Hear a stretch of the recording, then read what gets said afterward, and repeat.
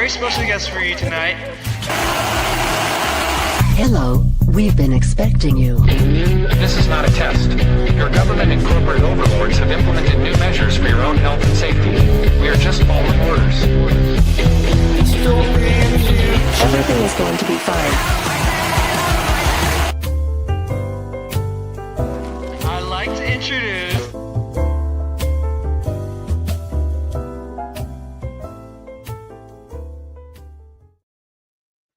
Welcome everyone to another If by Whiskey. We have a special guest and he's right over there. I'm going to hand it off to Jason though. Jason, what's up, man? How you doing, buddy? Welcome everybody and welcome to our very special guest, Adam Haman.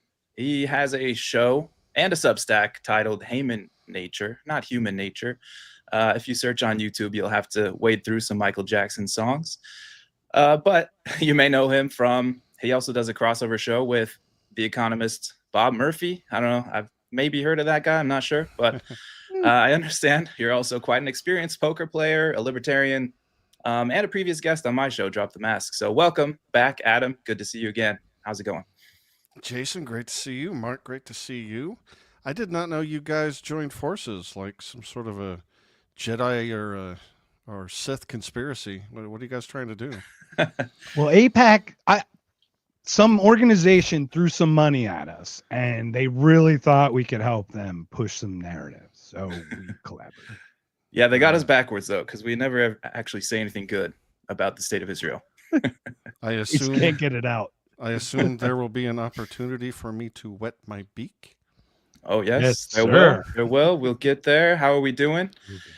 Yeah, we will get there. So this is Yes. such an exciting event. So Adam, crazy story. Well, you and I met at Freedom Fest Vegas 2024. True. And we had scheduled a podcast for October of 2024. It was unfortunately canceled, rescheduled. That this is the rescheduling. So This is it. welcome one I've year been- I've later. been waiting. Sir. It's great It's to only see been a you. year. That's all. We're great Yeah. to have you. So Yeah, we're we joined excited to talk forces about together. We make a barely serviceable podcast host when we combine our forces. So yeah, it's been working out okay. It's been good. it. but- Absolutely. So please, everyone, join us in the Rumble chat.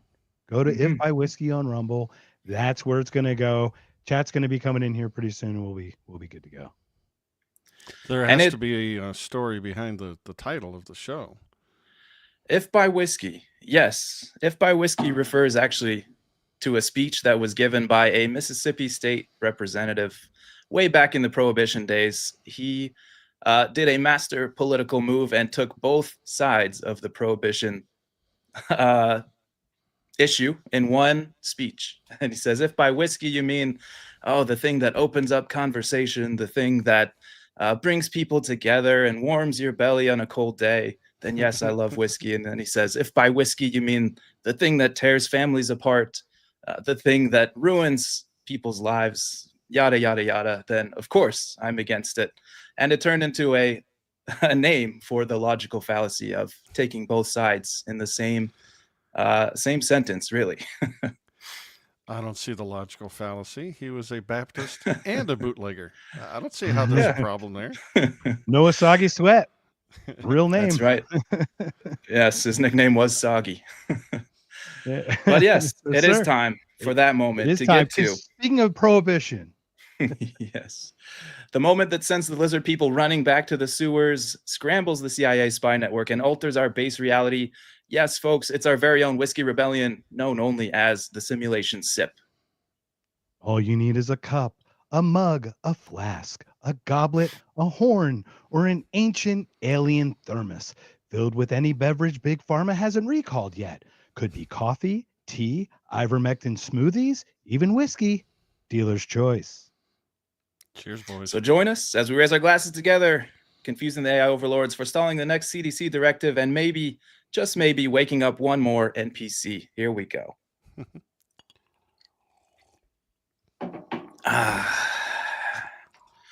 It's good stuff.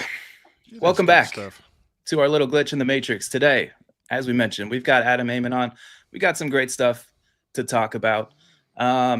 We did a little introduction, but is there anything else that you'd like to say as far as who you are? What do you do? Okay, yeah, sure.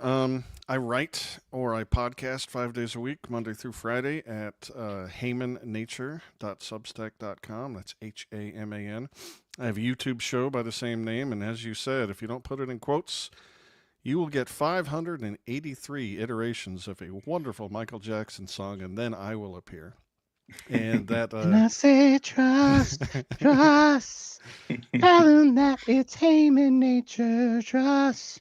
All right, sorry. I had a 3-hour podcast with Taj Jackson, his oldest nephew, about the allegations. So I feel like Michael and I You're connected. So you came out on that side of it. would have met him. So would have been not. So yeah, that turns into a audio podcast also, and that's what I do. And then I am part of the leadership team for the Libertarian Party of Nevada. I live here in Las Vegas. I used to play poker for a living for about 3 decades, and then something happened, COVID, I guess. I just kind of broke my brain. I didn't want to play nice with these people anymore, so I've been sort of writing and speaking ever since. Hey, Do you I play stopped it all going to anymore? Hollywood. Oh, sorry. Go ahead. Jim. Sorry, we both blurted out. But do you play it all anymore? Or just like any recreational, casual games, or just done? If people come to town that I know that want to play, I'll go out with them. Mm-hmm. So yeah, I'm not like, yeah, sure, come on. And I'll happily lose all my money again.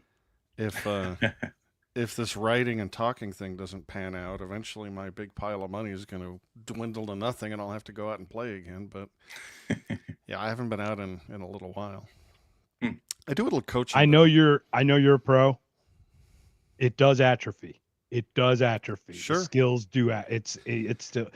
I got a If story. you We'll share even- offline because I don't want to bore you with poker stuff. But what's funny is, like, we talk with the libertarian stuff. Remember when that motorcycle guy robbed the Planet Hollywood or the Caesars, took all those Sure. chips, and they said no hoodies anymore? I stopped going to any place that refused to allow me to wear any kind of clothing. I was like libertarian even about where I'd go by what they'd allow me to wear. I think that guy was, they caught that guy pretty quick. It wasn't very smart. Yeah, I got him pretty quick within a couple weeks. Anybody want to cash this cranberry? What? Where are the cops coming from? Anyways, yeah, All right. people, everybody, welcome, go man. subscribe to Haman Nature on Substack. Follow the show on YouTube. It's really good. I do have one small bone to pick, though, not about you or Who's, Tyrone, but Who's legacy right? Oh, that legacy, is- right. There we go. That's our friend Um, Zach. I'll take that. Structure is embedded in human nature. Hierarchies are a How about part that one? of the fabric of reality. You can't get away from structure. Yeah, and Adam, if you see a comment in there, jump right in, grab it. We got to pull these up. We look, we could call our show tangents, really, but we're just bouncing around. We're stream of conscious. This is all just free flow. We're here for ideas. So welcome. We're so grateful that you came. Thanks. Care to Freedom answer this Uncut. one? We're all Very- in our mother's basements at the moment. I'm not going to point any fingers. I am in, Anyways. I'm a happily married adult in my own den. It's my story, and I'm going to stick to it. Thank you, Freedom Uncut. I am honored. And we'll Yes. talk offline about free too. We'll have a conversation and we'll get it all taken care of. Let's do it. Anyway, I had a small bone to pick. I've been listening to you and Tyrone review a book called Economics in 3 Lessons. And this is nothing against you or the book. It's a good, fine book. My gripe is, didn't we already have economics in 1 lesson? Now we have to do 2 more. You know that quote that's like, I would have written a shorter letter, but I didn't have time. Is this just intellectual laziness on the part of the author? Laziness? Look, I don't understand what your problem is, guy. Don't you get how numbers work? 3 is 3 times more than 1. You're complaining because we're giving you more? Dude, don't you remember when 8-minute ads became 7-minute Right. ads, became 6-minute ads, became 5-minute ads, became What are you, 4-minute crazy? ads, became No, 3-minute 8. ads? 8's the thing. He went up. He went up in 3. He went up 2. He jumped. He triple dog dared. He jumped the norms, the social norms. I applaud it. I When applaud it. Tyrone first came up with the idea of doing this bit, which we're going to go through the whole book. I don't care how low our viewership numbers go. Hey, I like it. I made the same joke, but he really did a pretty good job with that book. And once we get through the 3 lessons, there's 100 examples, which should be really, really fun. Yes, looking forward to it. It really is good stuff, so I appreciate it.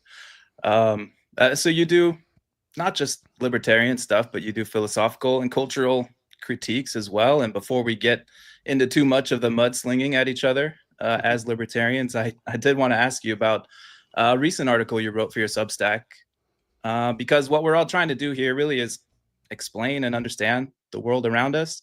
We each have different interpretations of things, but that effort to make the explanation is, at least for me, something that's kind of euphoric in itself. Like, I will hear someone explain something in a new way that really resonates and get goosebumps, right? Like, it just hits the right nerve.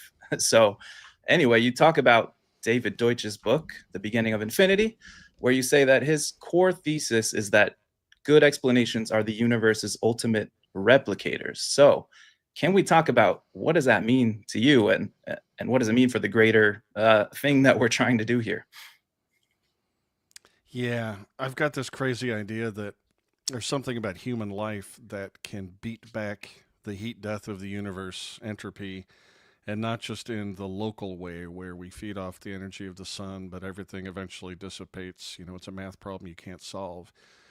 And I have no good reason for this intuition except that there's something about life that causes order to increase rather than decrease. And since I don't know very much about the nature of the cosmos, and neither does any other pointy-headed academic, you know, we're looking into it. We've made great strides, but we're still stumbling around in the darkness. So I'm holding on to this intuition that somehow something about our increasing our knowledge, and that's more than just, you know, what we create on Netflix or whatever, but increasing our true or truer explanations of the universe, something about that can go on and improve and increase, and I don't know where that bound is.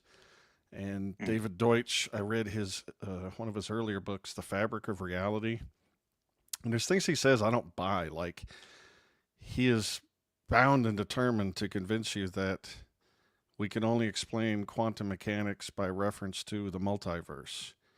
And I do not claim to understand quantum mechanics, but I just can't wrap my head around how these infinite universes can possibly be real in any sense. And not just like real, but we have to tunnel through interdimensional space to reach them, but like real and interactive. Multi-dimension. It's a simulation, Adam. It's Well, a that's simulation. Come on, man. That's the other way to go. Get your conspiracy theory right about what is going on with the universe, sir. As a good libertarian, I reserve the right to believe all these things all at once. Yeah. I love the simulation theory. I don't think there's any reason to believe it's true, but I love it. It's a great framework to make you not depressed about things. Anyway, so I haven't finished this book that you just referenced, Jason. What is it? The Beginning of Infinity. Yeah. But I'm this Deutsch guy is clearly intelligent, so it makes me happy that he, at least there's one smart person who believes the insane thing that I'm leaning towards wanting to believe. Is that all we really do? Is just kind of a confirmation bias in circles? It feels good, right? What do you Yeah, want to hear? Artists supporting artists. It's You want to hear things that disagree with you? That's no fun. Yeah, we got way more than 3 channels now. What's the point of that? Wait a minute. You're not on the Boomer Social Network? That's all I get. I am the only guy who's called a fascist, Nazi, and a libtard in the same comment or just in adjacent comments. It's impressive. Probably based on the same sentence. One sentence you say, and you get both at once. Yeah, today I posted, I said, I want a principled uprising, not a populist one. And it's gotten a lot of feedback. Now, obviously, that's a very short claim. There's a lot of nuance to that, but like on its face, it's not the worst statement to make. It's also great because it's a Rorschach test. You know, who's to say what populism means or what principles you're exactly referencing? So I can either pat you on the back or throw tomatoes at you, depending on which side of that I land up on. Yeah. Yeah. Well, we know you, Mark. We know your principles. I'm not going to waver. I'm not wavering on the wind like a Buttigieg or anybody, right? You know. He has principles. Terrible. He does. Terrible. They're just wrong. Terrible principles. He's had Principal Johnny and Principal Steven and Principal Michael. Don't forget the chief of police. Wasn't he a mayor? Mayor Pete. Mayor But Pete. Well, speaking of autism, a lot of libertarians found out. I guess it's been a couple weeks, a little bit old news by now, but Trump and the Maha Coalition announced Tylenol during pregnancy actually is a cause, maybe the cause of autism. We have a clip here. Nothing bad can happen. It can only good happen. But with Tylenol, don't take it. Don't take it. And if you can't live, if your fever is so bad, you have to take one because there's no alternative to that. Sadly, first question, what can you take instead? It's actually, there's not an alternative to that. And as you know, other of the medicines are absolutely proven bad. I mean, they've been proven bad with the aspirins and the Advils and others, right? And they've been proven bad. So I'd like. I don't care what anybody else says. I'm going to miss that guy when he's gone. You tell me you're not going to miss that? Okay, hold on. We listen. Did he not just Nothing have a bad. stroke when he started? Listen to his first statement. Nothing bad can happen. It can only good happen. It can only, Can only good with happen. Nothing bad can happen. It can only good happen. Waffle. Now, hold on. Robert De Niro delivered that exact line in Goodfellas. It was an implied threat or something. Look, we're overlooking the most important thing about this. He and Bobby Jr. are declaring war on the Libertarian Party. If they're going to cure autism, what the hell? Are we the last ones? We're out of a job at that point. Yeah. We're at the end of libertarianism. Everyone else is just going to point and laugh when we open our mouths and say things. I know. We might be the the last. last. Live in peace and freedom. We might be the last libertarian generation if this holds up. But I think we're in luck because we saw a bunch of moms going on TikTok and downing bottles of Tylenol in protest of this statement because it's obviously so ridiculous. I haven't abandoned all hope in human nature, so I choose to believe that those chicks were just a little chunky and not actually pregnant. We can only hope. We can only hope.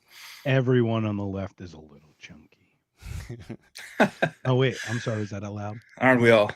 From this Yeah, because like house, vegetarians, I love how vegans and vegetarians are like, yeah, I don't eat meat. I'm healthy. I'm like, all you stuff your face with is bread. Don't forget Okay. chocolate. Sure. Oh, vegan chocolate. Held together with the stuff that's held the bean burger together or whatever. Yeah. Well, on a more serious note, there's another medical announcement that we have to probably address. Maybe there's not too much to say about it, but we gotta bring this up because after what we saw in the COVID years, to have the president saying stuff like this is pretty, I wouldn't say shocking, but disturbing that he can't seem to learn that simple lesson. So we can play, and then we'll talk about it. We are ready to invest, as the president also mentioned, $70 billion in the next few years from Pfizer in manufacturing and research in America alone. I really think this is an historical moment because also I can put that behind us and focus on the things that I want to spend my time. Cancer treatments, to bring better obesity medicines, to bring better vaccines, to bring things that people value. And thank you for allowing us to do that. Where are the other companies other than Pfizer? Are you expecting them to come They're all later? with us. And I was honored to have Albert be the first. He's done a fantastic job with, as you know, with the COVID. He did a fantastic job with a lot of things. He's a leader, and Pfizer is right at the top. You know, And he's probably the first trade representative that I have seen that cares about our industry and cares to do something about unfair situations out there. So we're going to reinvest 70 billion of the over 100 billion. Only this was like 30, 40 billion left from the COVID shit that we stole from you before to put in our pockets, but we'll reinvest like a third of it back. So we'll give you minions back your pound of flesh while we take 10. The Donald is a good mob boss. I mean, he does know how to get a little bit of a kickback. Look behind me. Look right there. Yeah, exactly. Well, Godfather that's the guy. Offer they can't refuse. Wasn't the first Gonna make one an offer. Wasn't the first one Intel? He got 10% of the highly Nationalized heavily intel by 10%. Chinese yeah. fella, and then this guy with the accent. If we're going to dive straight back into fascism, can we at least have nice, wholesome, middle of the country American accented guys at the top of these companies? Oh, but we got Ellison and TikTok. You've not seen that pedophile creepazoid? You've not seen that guy, like that weaselly, sharp-faced whatever thing he is, collecting our data and just... I don't want to join the rabid, hysterical, illiterate left who throws the word fascism around, but that's what that is, right? And people are saying, like, yeah, but, the government invests in these things, and so the public should get a kickback. I'm like, yeah, that's why you shouldn't have public financing of these ostensibly private companies. That's insane. That's why that's bad. And one of the great features of a free market, if we can remember what those look like, is you have dynamic competition. Well, how in the world is any young, scrappy, up-and-coming company going to go up against these guys who are literally against companies that are not only huge and entrenched, but mobbed up with the federal government? You're a venture capitalist. You want to sink a few $100 billion into some new company that's going to go up against Pfizer? I think not. Same with Intel. Right. And if the ostensible purpose of these things is national security, you don't improve things by making the system that generates these ideas and these products and these systems less dynamic. You're ossifying your defense if that's what you care about. You didn't see too much innovation in the Soviet Union, for example. And people say 10% is nothing. Sounds like a lot to me. And if they're claiming these are non-voting shares, I'd like to ask who the hell you think you're talking to. Look at the mob bus there behind Mark, and think about what you know of Donald Trump or the next guy. You think you need voting shares? BlackRock and Vanguard and Blackstone have all our shares anyway. They're voting on behalf in chunks on our behalf anyway. So they're taking out, it's like right now they're stealing our tax dollars to buy gold to back their CBDC or something in some weird way, pumping up that price so we can't even buy in anymore, right? Because that's going to have to.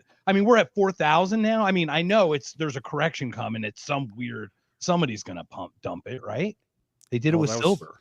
That's the thing. Even if you didn't have voting shares, you could just threaten to dump the stock, and then you think the CEO is not going to listen to you. And here's what really grinds my gears. If you think back to the ESG DEI thing, this is kind of an improvement.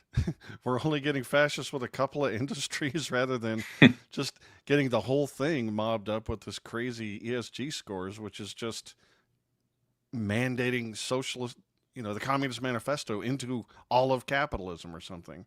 This is terrible and awful, and it's better than what we were headed for, 5 to 10 years ago. It's crazy. I suppose that's a good way to put it in perspective. Yeah, things could be worse. Back to the simulation theory. This is why I don't just bash my head against the wall. This video game is cooking up. I can't wait to see what the final bosses are. I hope I have another quarter so I can play it again. Well, seriously, somebody clicked chaos mode about 6 years ago. They just clicked that, like when you're playing Sims and you got the one where you could just let the tornado, earthquake, fire, all that shit out. Come on. We're to your point. We're talking about 41% of Black-owned businesses shuttered during COVID. 41%. Largest upward transfer of wealth. And here these people are shouting that we got to fight these corporations. Many regulations help the corporations. They lobby on behalf of them to help them. Do you think they're lobbying on behalf to help you for competition? No, they don't want competition. They write half of the regulations.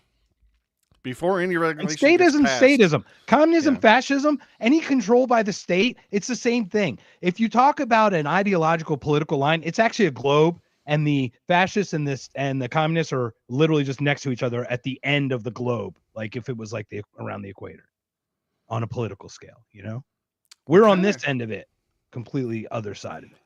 We had them scared for half a second right after all the bailouts in 2008, when the left and the right were sort of getting the same vision, this hazy vision that maybe the government is in bed with these big banks and big corporations to horse fuck the rest of us. And just before we got to that kumbaya moment, they said, hey, racism and sexism is pretty bad. And how about this trans thing? Fight. And then we've been fighting. That's what they did. And then they're burning books. They had a whole book burning session in the middle of Occupy Wall Street. And the strategy worked. It's crazy. But what gets me about Obama this got is that reelected. Obama got reelected as in the most racist country in the entire universe, apparently. Multiverse, apparently, even. Divide and conquer.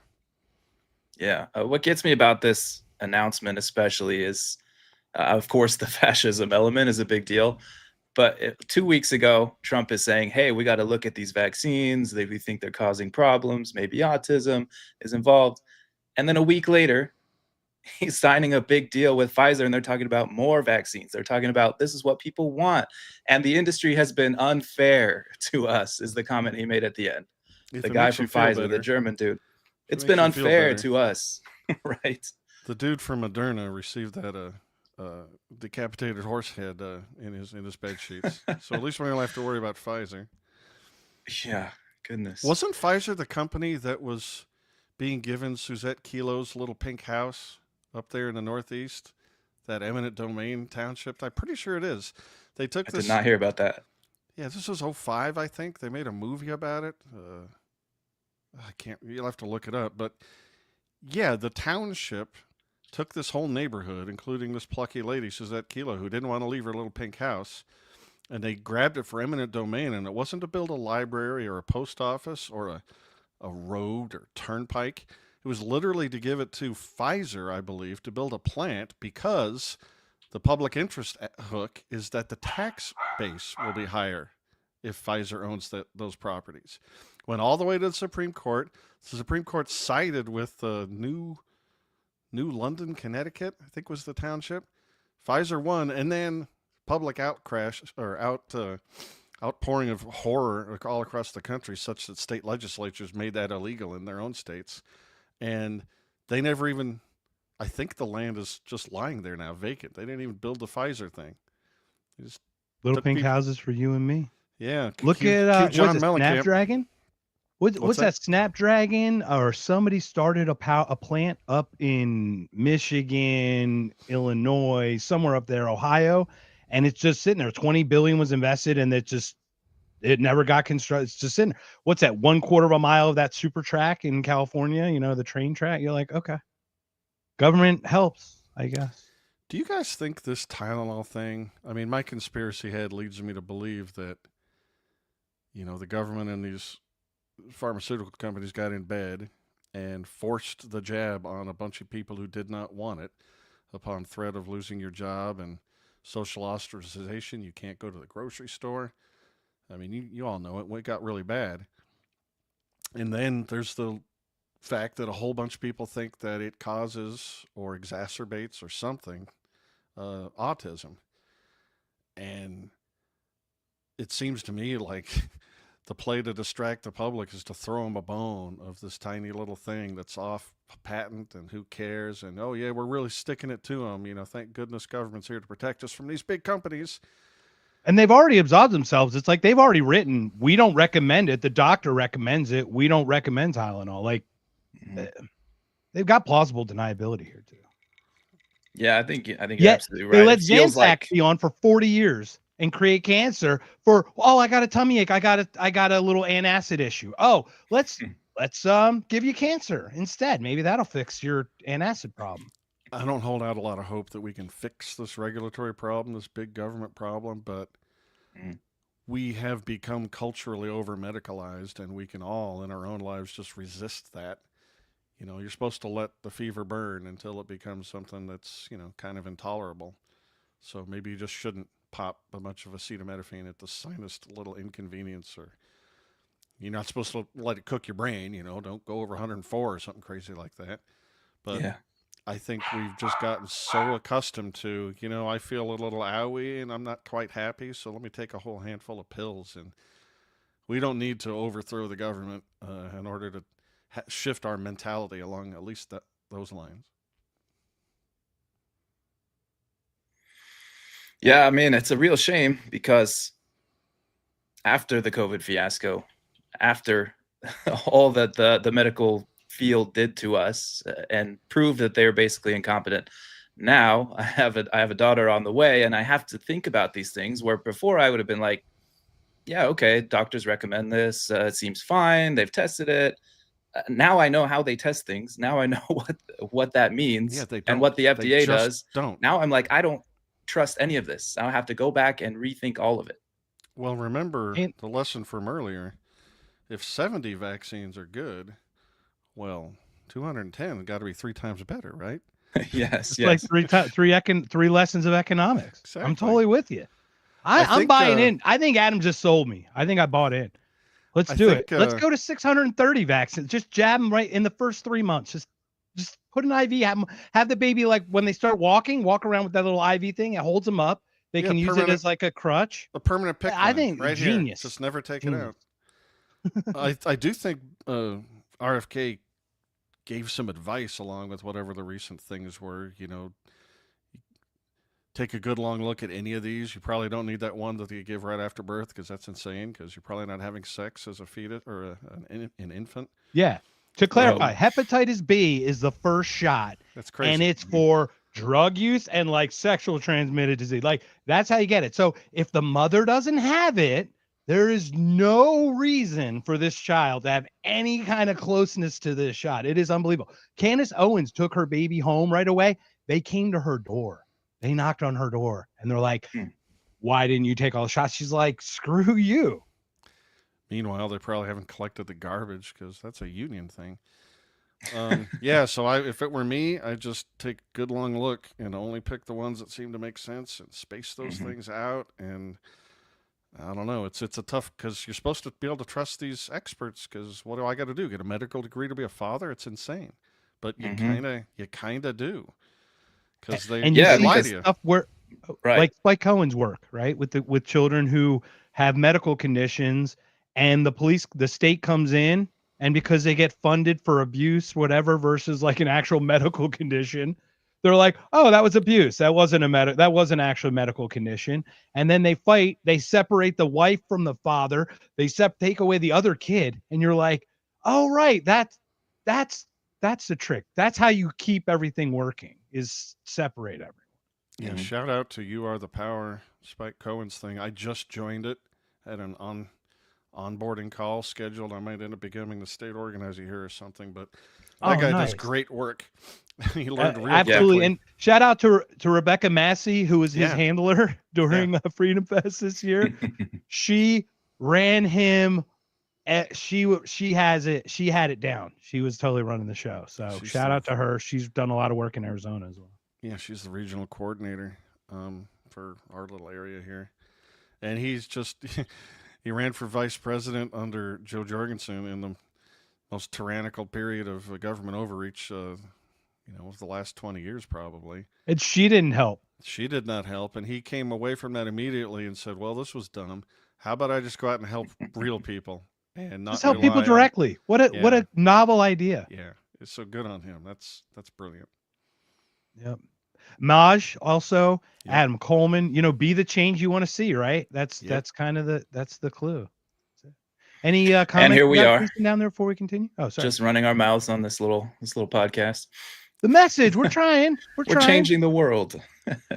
I'd like to. We're not trying to change the world. We're trying to change the world. We think we can. We're trying. I don't know if we are. I'd like to get out there and help, but my narcissism just keeps me right here, writing and talking into a microphone. Can't help it. What am I going to do? It's a special kind of autism. You got to wear a mask when you go out. With that narcissism, it's contagious. I spit at people. Well, hey, on the topic of libertarians, this is something that you also covered on a couple of shows. But after the Charlie Kirk shooting, Jimmy Kimmel got in trouble for saying that, oh, yeah, this is MAGA trying to blame anyone but themselves. He was unceremoniously put on indefinite leave, which turned out to be, a few days, and then was let back on. But the interesting part... Plus Monday, maybe? One day? Yeah. Was that it? Yeah, that was it. The interesting part of this, though, is that people are saying, oh, this is a free speech issue. And to some extent, I think it is. To some extent, I think it's not. But you guys covered this, you and Bob, and then you and Tyrone, I think, also did a show about it. Yeah. What do we think about Dave's comments here? I still watch Part of the Problem regularly. It's great.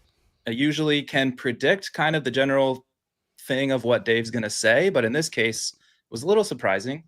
Made me think a little bit. not sure what to make of it. So maybe we can discuss a little. Now, by the way, to protect my libertarian street cred here, and I don't, I mean this, I'm not saying it just to protect that, but just to be clear here, I'm against the FCC existing. I'm against the FCC threatening companies. I think it was counterproductive and just wrong and incredibly stupid for the FCC chair to start threatening ABC the way that he did there. But I don't necessarily agree with some other libertarians who, in a sense, are arguing like that Jimmy Kimmel's free speech is being violated here. And this might upset some people when I say this, but I'll kind of try to explain my thinking about this once again. I'm not exactly trying to convince you. I'm more just trying to, let's think about things like this together. But I would say that that Jimmy Kimmel is in effect, in function, he's a part of the regime. And he has been for a long time now. And I just view things differently. I don't view the regime as having rights the way all the rest of us do. I'm not just randomly assigning like regime to Jimmy Kimmel. I think he joined the regime a long time ago. All right. So because Kimmel is supposedly part of the regime, the free speech rule doesn't apply. What do you think, Adam? Well, I did 2 whole episodes on this, so my thoughts are complex. My initial rejoinder is we really should have a simpler system, one that scales, is Adam Haman decides who can and cannot be censored and what could go wrong. That would make it easier, yeah. So Dave sort of said 2 different things. He didn't think the FCC should exist. He doesn't think it should be censoring people. But then he said we should make an arbitrary, admittedly, mark in the sand as to who is a state actor and who isn't, who is the regime and who isn't. And he tried to analogize that to there's no universal rule about how old you have to be to drive a car. You make an arbitrary sort of decision and then choose. But the difference is that age is a single line with 2 poles, birth and death. So you know exactly who is at what point along the line, 14 or 15 or 16. Deciding who is a regime intellectual or the like, there's nothing like that. It could range from Jimmy Kimmel to a think tank who's talking about the defense of the country to a little old lady who wants another library. Anytime you want to use the power of the state to steal money from other people or order them around, you are, to the extent you have any kind of a voice, you're a regime intellectual, right? There's really it's not just arbitrary, it's incoherently arbitrary. So you get the French Revolution. Yeah. Everyone gets a guillotine. And the problem that we're living through is this horrible overarching power that we're all fighting and grasping for. That's the problem. That's why we're at each other's throats. You don't make that go away by grabbing even more.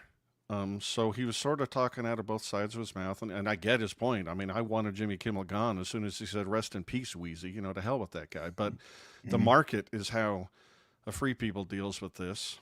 And if we're not free, if it's just when our guys are in power, we get to axe a few foot soldiers, and when their guys are in power, they get to flame a few of our foot soldiers, we're fighting. And we can't pretend to exist in a single polity when what we're really doing is fighting.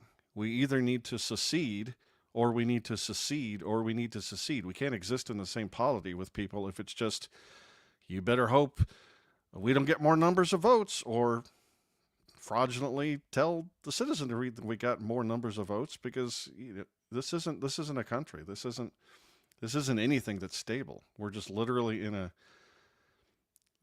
usually you say civil war at this point, but I don't want to take over Washington, D.C. I just don't want it to control me anymore. And I think that's the way out of it. Smaller political divisions, ideally, Rothbardianly, down to the individual. We'll make our own associations, but the smaller the better as far as political decentralization. And so, yeah, I don't agree. I thought it was, Dave did come around and say this was tactically unsound. The market had ousted Kimmel. And I agree with that, but I think it goes beyond tactics. If we are really at the point where we seize the power of government and start excommunicating the lefties, you're not thinking along the right dimension. You can't state power your way into a stable victory. You have to not be in the same unit where California's votes don't tell the people in Alabama, for example, how to live, and vice versa. If we're all just fighting over the ring of power, we're screwing up.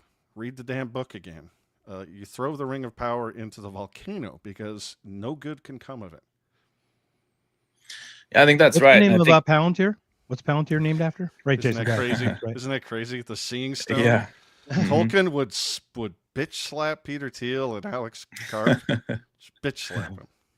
Jason, what are Yeah. you thinking, man? Yeah, thanks for keeping it light. But yeah, I think you're right that that's the whole reason behind at least assuming that this was a political hit on Charlie Kirk, that this was because of his political views, which seems rational.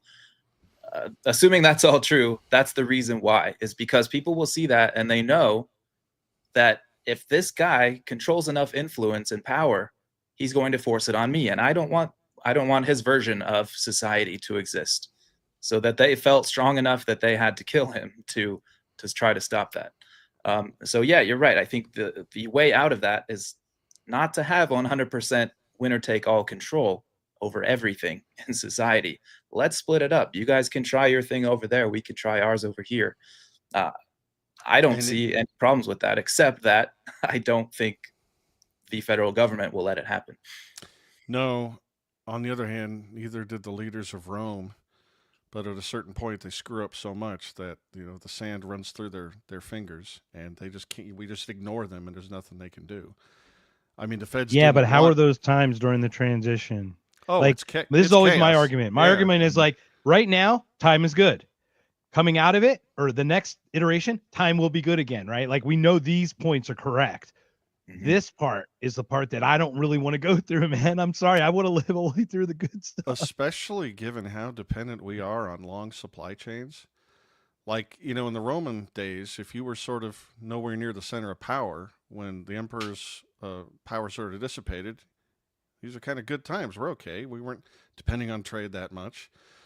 But if things really break down, a lot of us are going to starve to death and start murdering, our neighbors. It's going to be super ugly. And I don't know, unless we have a massive conversion of culture where people realize that the sphere of government power needs to shrink drastically. Otherwise, we're all going to kill each other. Unless some sitcom adopts that as its theme and makes it into a punchline and makes us all feel good at the end of every half-hour episode, unless something like that happens, I don't see a peaceful way to get from here to there. Yeah. Yeah, I'm afraid it might have to get Hard. worse before it gets better. But here's a good question from our friend Justin. Is there any evidence to lead us to believe that people can coexist in any serious scale? I guess that's a subjective measure, but without conflict with each other. Seems to be part of the human process. Conflict is for sure part of the human process. What you want is a system that mitigates it as best as possible. We used to get a lot of that by just sticking within homogenous groups so that we all sort of felt like we are all one in some sense. And religions can help expand that into a larger system. I used to think, and I guess I still do, that complete free market, private property, freedom of association, free markets can also be a system that everyone can feel like it's okay that we're all playing the same game. It's that old thing. Milton Friedman probably said this. On the streets of New York, a Jew will raise his hand, and an Arab will pull up in a taxi cab and take him from point A to point B. Money changes hands, and nobody talks about land or religion or anything like that. And I do at least believe that, pure anarchy, no government involvement, no force or the initiation of force. I think that does scale. I guess I used to be a little bit more happy that, like in the late 80s and early 90s, I thought we were getting there. Maybe I was just young and goofy, but I thought we were sort of gliding into the point where The 90s were they the were right. ideal time. I wasn't just imagining that, right? Because we still didn't know about that. We were still ignorant to the stuff. And I wasn't it even was paying like we hadn't attention. gotten into Iraq yet. I wasn't even paying It was attention. like right before. To Bosnia and Serbia, the Eastern Europe. It was unipolar moment. 91 unipolar moment for about 5 years. 10 years was this beautiful utopian. Yeah, and we all got to watch the Thanks, bro. smart bombs kick the crap out of Saddam Hussein. It was great. We were all heroic. But anyway, I Can you think bring that up again, Jason? Too. The thing about it is, like, I'm not worried about the conflict. It's the conflict resolution that we need to manage. Yeah. Conflict's going to happen. How we manage the resolution or how we resolve the conflict is really the challenge. And I think with technology, whatever, to your point, it's scalable. It can be done much more peacefully than ever is needed in the past. Stefan Kinsella just wrote up with a partner or two these great principles of liberty, kind of thing that could be the bedrock of some society's legal system. You know, it doesn't answer every question, but it points you in the right direction and lays out some specific principles. And these are all incredibly scalable. But what has to happen is everybody has to buy in and think they're playing the same game. But if you've just spent a bachelor's and a master's and a PhD in gender studies and identitarian Marxism, you're not interested in playing that game. And the same for somebody who just got here from some third world country where, yeah, I don't like this system. How about we just completely make over this system? You'll let us vote. And you're going to go $100,000 in debt, and you're not going to get a job because your ideology has totally twisted your worldview, and you can't cooperate with people in the world to make things happen. But the trouble is, like, I think this scales, and I think this is the way that we can all live in relative peace. As you said, Mark, the conflicts can be resolved. But who in the world, if you're coming up as a kid or a young adult, who are you going to look at in politics or even academia to think that that's even a thing that's possible? Like, the three of us sound like madmen. You're not going to, I mean, the right sometimes talks about limited government, but then they get in power and you see how they act. No, they don't. Mm-hmm. And the left tells you what they're going to give you, good and hard. And a lot of people want it because, what, is this crony thing where Pfizer, you know, is in bed with the mob and the military-industrial complex does everything it wants? You're telling me this is free market capitalism? To hell with that. I don't even blame these people anymore. Where are they going to get the idea that there's a better way? We've just deviated from it by about 1 million miles. I don't even know. I love the parts of the simulation when, like, Joe Lieberman switches from blue to red, and then somebody goes from red to blue, and then the other guy, and then it's like part of that scenario thing you have to play through to get to the next level. Those are my favorite parts of this simulation right now that we're talking about. I'm already writing my after action report for this video game. I have comments. I laughed. I cried. I was confused. This sim is great. The camera angles are off. Wild. Yeah. Yeah. Well, yeah. Okay. I think we got enough on that Dave Smith thing, but he was, I don't know if you saw yesterday, it came out maybe 2 days ago. He did this interview with Coleman Hughes. So if you can skip to the next one, Mark. 3.5 hours. He did 3.5 hours. I only got about an hour, 20 minutes into it, but there was some good stuff. And there's one clip that people seem to be picking up on where they seem to be arguing past each other. They just cannot understand each other's point. So I thought this was interesting. Maybe we can react to it. And if you want to pause at any point, let us know. We'll pause and we can talk. The fact is that much of what he said came true, and that's what makes it interesting. If we had never invaded Libya. Yeah, maybe we set this up a little bit, actually. What he's talking about is the memo that says we're going to attack 7 countries in 5 years. And of course, it didn't happen in 5 years, but I believe 6 of the 7 countries have had some major military intervention, if not a full regime change. So that's where we are with this. And I did watch I watched like almost 3 of the 3.5 hours. I think I got through 2.5, if not more. Mm-hmm. It's hard. We'll talk about it. Let me share it now. Yeah. The fact is that much of what he said came true, and that's what makes it interesting. If we had never invaded Libya, never invaded Syria, never, taken any of the actions that we took in the war on terrorism, then yeah, it would be much less relevant that a general said he saw that the decision had been made in 2001. Okay. Well, everyone else in the room does not say the decision had been made. And he was not in these rooms making these decisions with the Secretary of Defense and the National Security Advisor and George Bush. So it's just a complete coincidence that we went and overthrew those regimes that he heard that we were going to. We have contingency plans for all kinds of things. Again, that's not what this is what Douglas Murray tried to do too. It's not a contingency plan.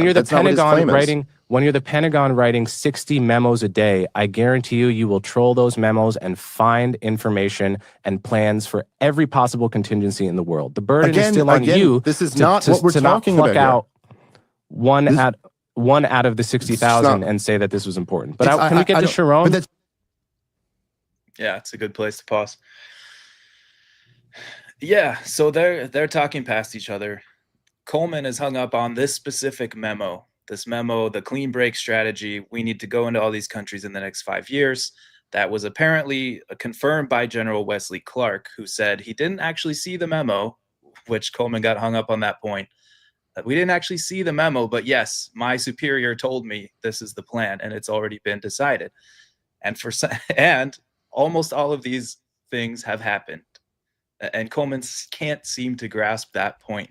So, what do you think about Dave's side here? Is he making that point persuasively, or what's missing here? This was a glove that at least landed on Dave. Like a lot of people say, Coleman is Dave's best, most capable opponent on this issue thus far, and that's probably true. I think not this week, but the next, Bob and I are going to go through this whole thing because Bob's fascinated by it, and so am I. Dave's point is this: the general is credible. Whether he saw a memo or not, he was told by someone he trusted that this was the plan. It fits completely into the worldview of the neocons who have written and spoken on this subject at length. And then the government went and did it. And it's only through a miracle that we haven't already tried a regime change in Iran, but we did all the other 6. That's Dave's point. And Coleman's point is, well, there's a blizzard of ideas and contingencies and pied-eyed dreams of militaristic campaigners, and all these ideas get floated around the Pentagon. And there was probably one that said we were going to conquer Mongolia and turn it into a football stadium or something. His point being that it doesn't matter what any general said ever with any piece of paper, because it was just a blizzard of anything. And so, yeah, this piece of data just is irrelevant. It should be thrown away. You can't be taken seriously. And I thought Coleman could have even made that point stronger. He was so caught up on that punchline, the memo he didn't see, the memo he never read. He was being a little cagey. But in general, that's like the strongest glove I've ever seen anybody lay on Dave, and I still don't think it matters in the slightest. Because, and why? Because it's not just that this one guy said this thing. It's that it completely dovetails with everything we know about the neocon philosophy. And it's not like some Zionist thing necessarily either. In the unipolar moment, we were supposed to, according to these people, reach out and touch every place on earth because we can, turn it into a liberal wonderland, and we will never have to deal with these horrible violence problems again. And, and if your biggest quote-unquote ally in the region is telling you what should happen over there, then or you do things to go over there and help them because, hey, they're a liberal enforcing freedom too. at the end of a barrel, right? Yeah, and if you don't look too close at what's going on over there in greater Israel, they're a democracy. But I think that the reason it is meaningful is because it's not just hearsay, and it's not just, what some senile general says somebody told him. It just dovetails with everything that it's not the ideology even, it's the plan, the worldview of the neocons. It's everything that they said that they were going to do or they thought should be done. And then we did it. And it's not like this is a QED geometric proof, but I think it's meaningful. And I don't know, even if that thing wasn't proven, I still don't think it underscores that all these things were bad. Am I going to try and argue because General Wesley Clark was wrong that overthrowing Gaddafi was a good thing? Or turning Syria over to Al-Qaeda, was that all of a sudden a good thing because we didn't read the memo from the neocons and Clark was hallucinating? I don't even understand he landed a glove, I'll grant you. I just don't understand what it means anything. If I were a judge, I wouldn't even give him a point. I think Coleman was the absolute most prepared person of all the people who have had a conversation with him. For sure. When he was on Rogan, all I could do is yell the counter to him for all the bullshit that he was spewing, but he had at least a lot of backup for what he was saying. They weren't connected though. He just finds a way to connect them. It's everything was straw man. And I, Jason, I do think we should dissect this as well. I think we should this is important for everyone needs to watch this debate. They did not get personal, which is beautiful. They did not really, they give a little snippy, a little bit, not much, a little bit. But I mean, have you seen the woman on Piers or anything? Now, the other point of this, I have to be clear. This letter thing, I was yelling at the thing. Did no one watch Wesley Clark change his story when he talked on Piers Morgan? Yeah, they redug it up through an Israeli-funded think tank. So he did see the plans for this thing. And at some point when he said, we're a go, I'm sure they had a conversation. He goes, yeah, I knew about that. We heard about that years ago. Yeah. Oh, I guess they brought that back. Like, duh. Like, to not think that a 4-star general who was head of NATO would have no information, scuttlebutt even, that something was happening. Like, it's a little hard to call. And Somalia has been bombed the most ever by Trump this year, even though it's not taken over yet. Who beat his done the own most record bombs you've ever seen. Right. It's incredible. beaten by the record set by Trump 45 in I think 2019 or 17, something with 65. So once again, great work by Dave DeCamp, Kyle Anzalone, AnnieWar.com. We are all official Hortoniers here, just to be clear. Like we read enough already. We saw all this stuff. We're very familiar with all this stuff for sure, especially our audience as well. And once again, Jason, you want to read this stuff from Justin here, and we've got it. Mama Steph is on. Welcome. This be awesome. Welcome. Yeah, Justin said, to be fair, this did happen in potentially the most politically unstable region in the world, so it makes sense that U.S. involvement for the region would be discussed. Fair point. Yeah, it is a fair point. And I didn't think that Dave should talk about the realness or not of the memo, because Coleman's point is, there's 50,000 memos. They all say something. You're going to look at what we did and then go back and find the memo that proves it was all a big plan and probably committed by Israel. It's not persuasive. He's right. But once again, he deflected because his story wasn't correct, what he was arguing. Wesley Clark went in and heard about this memo thing. And when he came back, he said, it's worse than that. It's like, it was two-story. It was 2 times. And they're kind of focused on one part of those two. It's like, well, with the second visit where he said it's been increased, it adds depth to that story, clearly. Yeah. And again, whether or not that memo was really there and really said what it said, it doesn't matter because the wars happened. It's a terrible idea. Yeah. Memo or no. Yeah. And Coleman, he was really well researched, did a lot of background, and he argued a bunch of points that I thought were really weaselly, but he argued them well. But then he also just sounded like a different demographic of Bill Kristol's talking points. He just said goofy pro-war stuff to the point of, we don't really need to worry about these trillions of dollars in military spending. That's a campfire, was compared to the sun. Terrible accounting, sir. Even proportions. And I'm so sick to death that he's is he supposed to be a conservative? Trying to tell us that, this amount of government spending that we think is worse than, just wasteful. It's actually is detrimental and paints targets on our back to get our World Trade Centers knocked down and any other, whatever piece of terrorism comes next. He says, not only, even if we ignore all that, it's just a drop in the bucket. We can afford that. Yeah. And the whole GDP thing about the debt and the spending, it's like, that was so stupid. He allowed Dave. Okay. Dave was not his best in this. Dave was trying to be very friendly, I think, and it was hard, but he was trying to be softer.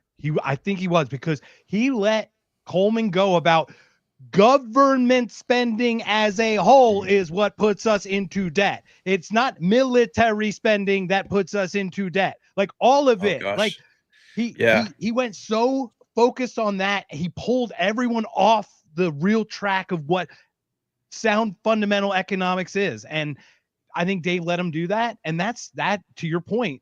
Dave loses points there, and he conceded a lot of points in this. And once again, Coleman had help here to freeze point, Jason. If you want.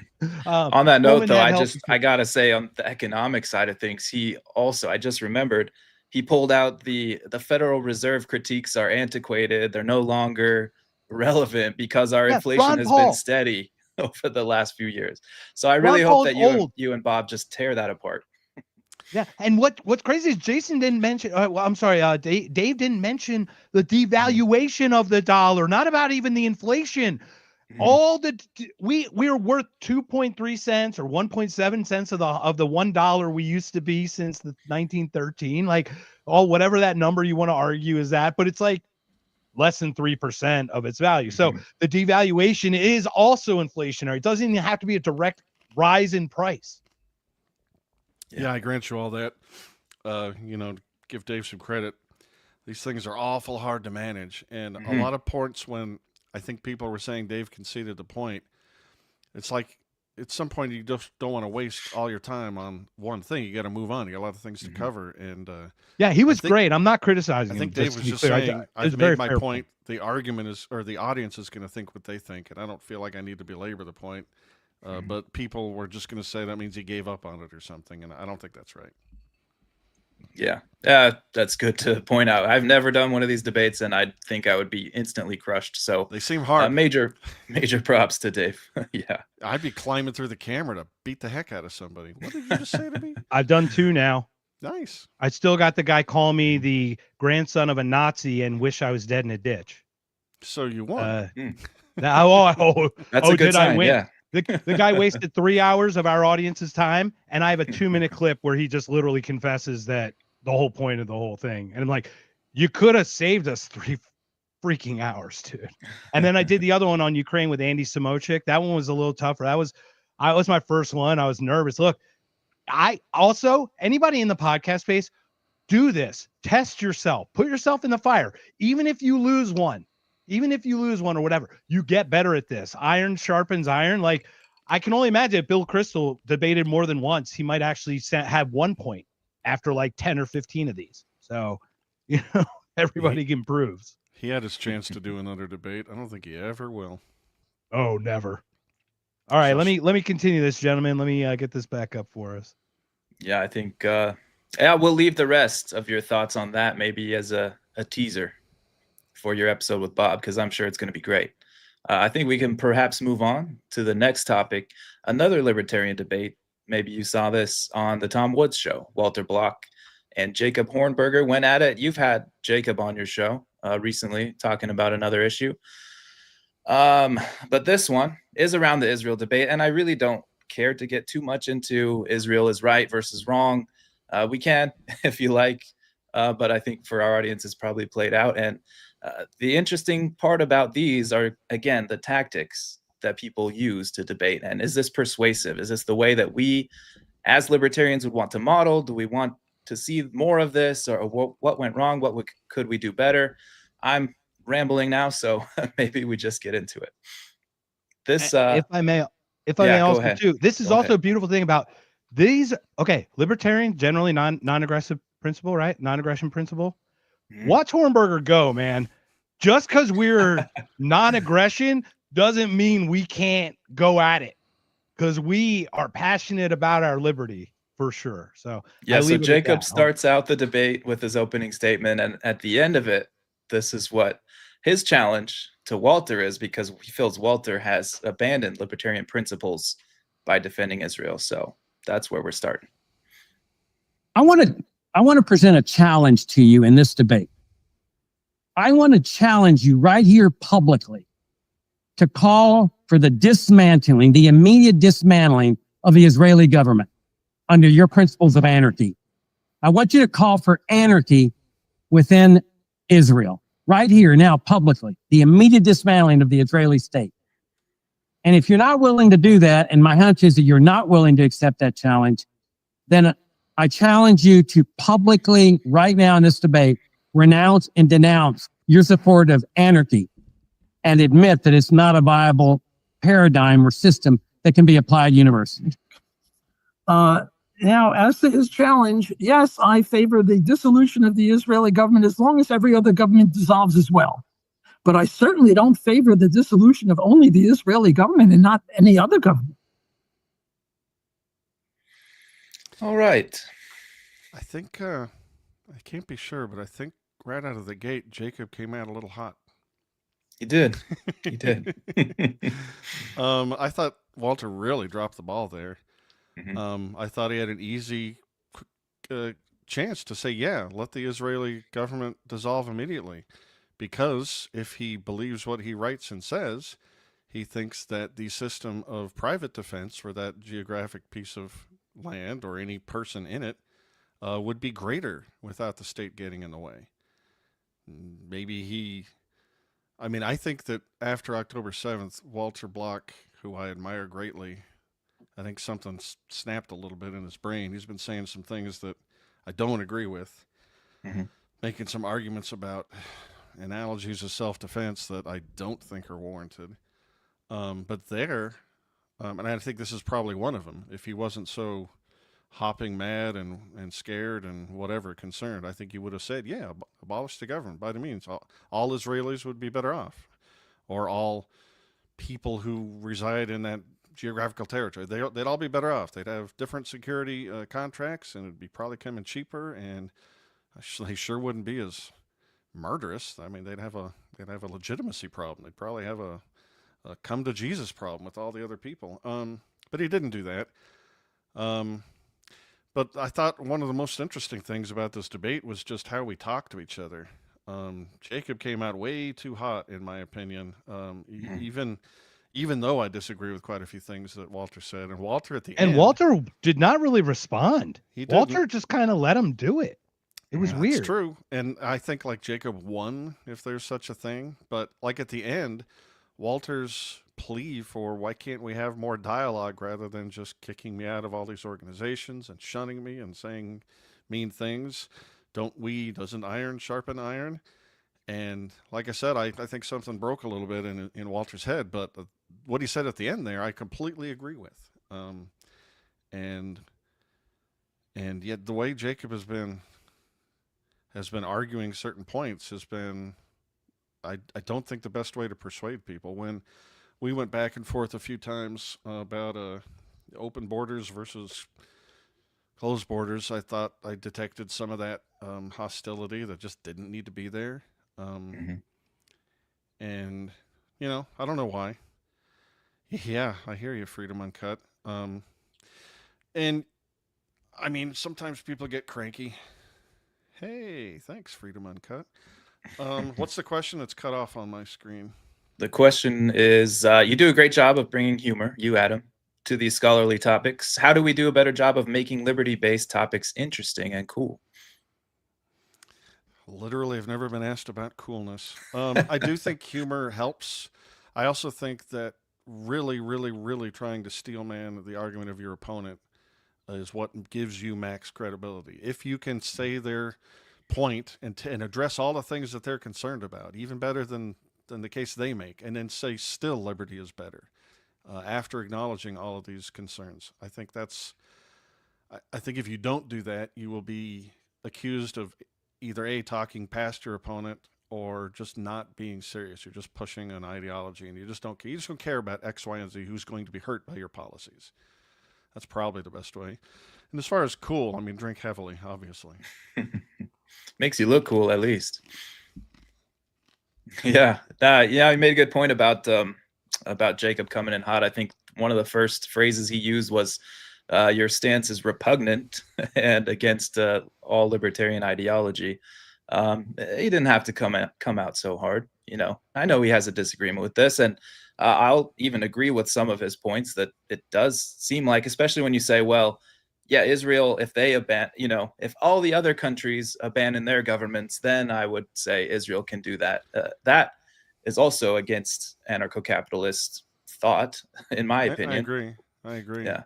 Also, I disagree with what Israel has done from October 8th onwards, and I disagree with the way that project has conducted itself, for lack of a better words, for the last over 100 years. I think the process of trying to occupy this land was problematic.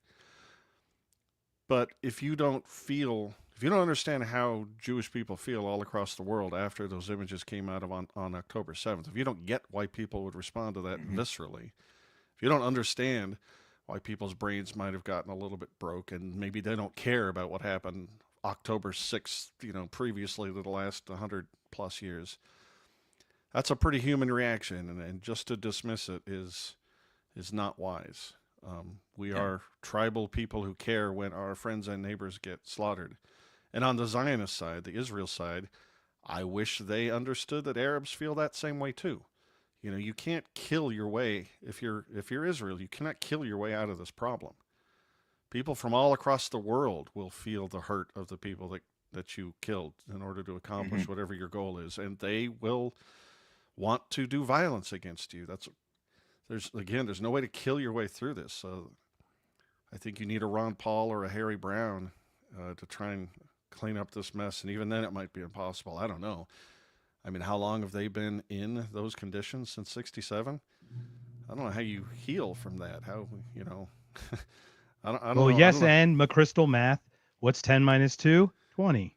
Yeah. This does not go away. It will not go away. Asymmetrical warfare will happen until it's resolved. And I really think the closest is Northern Ireland, or with Ireland, what happened with Ireland with IRA. I don't know if there's something closer, but that's the closest I can think of in my in my memory and stuff. Because the way and then no one really talks about that anymore. I just remember how the 80s were, late 70s. Like, the original Palestinians were trying to model their resistance on what Algiers did, pushing the French out. But the French had a France to go back to. These Jewish people, these Israelis, don't have anywhere to go back to. So, you can't win the way that the terrorists won in that Algiers thing. So they started out with a bad model that couldn't have worked, even if they had legitimate grievances. And we've got a couple questions in the chat as well. We'll get to, but please finish your thought, Jason. Do you mind after Adam finishes his thought? We'll get Zach's point up and Justin's. Oh, I finished. I forgot what I was saying. Yeah, no, I think you're right. We're trying to manage this because we're trying to dance a fine line of all the people jumping in and trying to engage. So thank you everybody for your questions. They're really good. Yeah, just to kind of tag along with Walter's point, I think Israel's a bit unique from other countries. They have an immediate threat all around them. If only Israel disbanded as a state, then they would certainly be annihilated. I think that's the point that the side Walter is on. Yes, but the question is asking him to condemn. When Hornberger says condemn it or whatever, it's like he gave him a softball. So my real question is not being able to say that, because he would say that, but he could also say yes and, right? He could just say yes, I condemn it, whatever, not put conditions on it. That's what Israel do with every peace deal. They put conditions that are not worth, that don't work. So it's like, what is the driving behind that? It makes you question, what's his motivation? Is it actually a pure motivation? Is it really his heart? Is it the images? Are those images real? The 40 beheaded babies wasn't real. The ovens wasn't real. Much was. It was an atrocity. It was a terrorist act of awful proportions. Part of the intransability, is that a word? Part of the reason this is so sticky and can't get solved is both sides believe that the other side is not acting in good faith, and both sides have credible reasons to say that. Also, there's no such thing as Israel, who has a brain and some thoughts. There's a huge swath of opinion about what should be done in Israel. And I'm sure the same thing is true of the people in Palestine. It's not like Hamas, there's one. And I would like to clarify, I do not mean all the individual people. I'm talking about the nation state as it's acting in its way currently. Just like our government does, what it does is not necessarily a representation of us, right? Oh, for sure. But even, the government, it's not just this one thing. There's competing power centers. And what actually ends up getting done is a thing that America did. But it's still, we shouldn't be sloppy saying that. I mean, we all do. It's not like you can help it. But America isn't a one thing like Godzilla that decides to do a thing and then does it. It's way weirder than that. Excellent. Yeah, and when you talk about dissolving the government, I think people just imagine that, okay, you no longer have access to any of those defense mechanisms anymore. And probably if you just hit a button and said, we're dissolving you, that might be the case. But if you build up things first, where you can have these structures in place that don't rely on a tyrannical government, that's one way out of it. All the equipment, none of it evaporates. It gets for sale. Right. Yeah. So things would still exist. People would still want to defend themselves, I assume. and they probably have good reason that they need to defend themselves. I think that's evident after October 7th, especially. And I don't know all the history. I don't know enough to really say who's right and wrong. So even if you did know it all, who started it? You can't disentangle such a thing. You just can't. Yeah, there's no right or wrong here. We need to literally get to the freaking table and go, we're all culpable here. We're all agreeing right now. We're doing this together. We have to. This is the only way forward. We just have to stop right now, and that will start the culture. It will start a culture. I'm pretty sure the sons of the Ireland people in Ireland don't have that same resentment that their parents and grandparents. I think we all might have opinions, but I think the smart thing to do is just to not say you think you know how this is going to go or how it should go. I think the wisest thing to do is just back away. Pull a Ron Paul moment and say, we have been involved in this hornet's nest, and it's for our own lasciviousness and power madness for decades, and we apologize. We're backing away.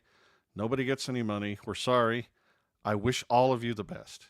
And no one's going to be happy with that, but that's the only way to start cleaning your own hands of this horror show. 100%. Otherwise, you just put your thumb on some scale, and someone is going to be furious because you just killed a bunch of people, and we just have to back out of this mess. We'd have to. Look, non-interventionist does not mean isolationist. Absolutely. It means it's so funny how, to your point, like how we conflate terms and how it's like, oh, you're this, so you must be XYZ. And 1, 2, 3, and 4, 5, 6, but not 8, because 8 is reserved for the people who think that thing. Splitter. It's like, oh, okay, right. I thought we were the people's friend of Judea. Yeah. Anyway, maybe to continue Walter's argument, get a little more background. Can you go to number 10? He talks about this is in the context of open borders, but it's really also, should Israel be letting people into the borders? Okay, now I want to start talking a little bit about the issues that that Jacob raised in criticism of me. The first one is open borders. Yes, I'm in favor of open borders. And I think Jacob agrees with me on this. And there should be no barriers. However, there are two problems with open borders. One of them is there are rapists and murderers out there. We don't want murderers and rapists out there to come in. So we have to have some sort of protection against murderers and rapists coming in. And what I say in a whole series of articles, I forget whether I have a book on that or not, I say the following: look, let's privatize every square inch of the country. And then and all the waterways, all the roads, all the land. And now if somebody comes in, they have to come in with permission. And if they come in with permission, and the host is responsible for their behavior, well, then that'll solve the problem. So the libertarian answer is how to resolve open borders with safety is private property rights. This is another spot where Walter really dropped the ball, in my opinion.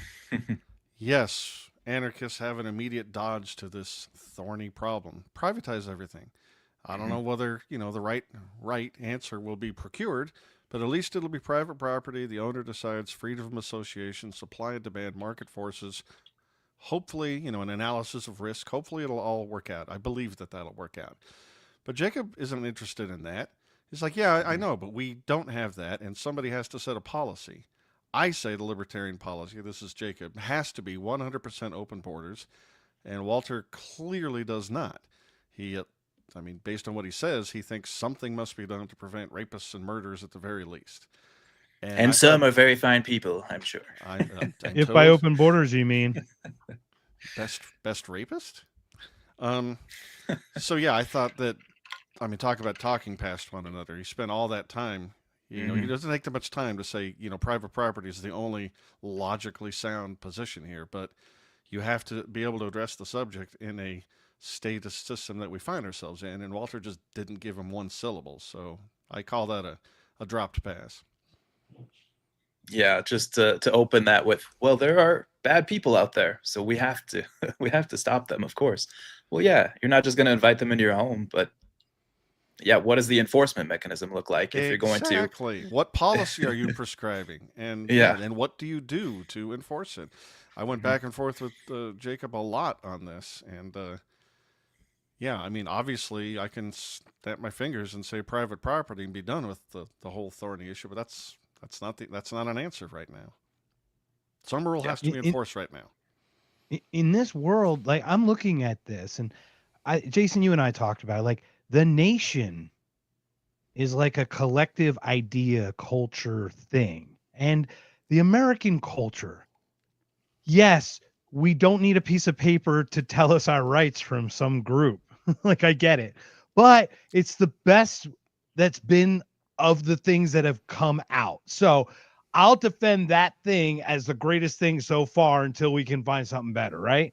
So I will do that as best I can. So we need to protect that. So I understand the nation staying closed in that way, but it's like not letting people come and go. They don't have to be citizens. They don't have to be on the tit of the government. They don't have to count towards the census, towards political voting, towards your representative. How can you not separate? You clearly like, hey, you commit a crime, obviously you're out, but you've already committed a crime. That's the crime. Like existing isn't a crime. And like, I'm a first generation American. I come from a very different ideology. Like my parents earned it from Germany. Like my mom escaped East Germany in 1953. It's crazy. But looking at this whole thing, it's like there's a way to do this where it's like, it's like you don't have the rights we do, except for the human rights, the inalienable human rights. You just don't get the citizenship stuff of the country. I mean, I don't know. It's like a hybrid way of figuring this out without amnesty, without. You know what's so great about these conversations is you start thinking about them. Let's say American A invites foreigner B to come live on his property and not hurt anybody else. It is an imposition to have a government say, no, we won't allow that because we own the entire country. And it's like, yeah, that's true. But then they start getting tax benefits and welfare, and then they get to vote. And you're like, well, why should... There's only 330 million of us here. What if 500 million people came over from India and all voted us into, the caste system or something? It's Minnesota, see Michigan. Look at it's like the Democrats brought in these groups to vote for them, and then they go, "Hey, let's vote for ourselves." And the Democrats go, "Shit, we didn't think about that." But what's so great is once you get Americans thinking, it doesn't make any sense for this guy, even if he's peaceful, to come over and be able to vote away my stuff. Well, neither does the guy who lives 3 houses down have any right to vote me out of my stuff. Once you start thinking that voting is illegitimate, to vote to use the power of the state to extract wealth and order other people around, that's just inherently illegitimate. It doesn't matter if it's a guy who came here last week or it's a guy whose family's been here 4 generations. That's illegitimate. And hopefully when we start talking about these open borders problems, people will start to kind of get that sense. Yeah, it doesn't really matter who you are. Who the hell do you think you are voting away my revenue? Voting to up my property taxes? Who the hell do you think you are?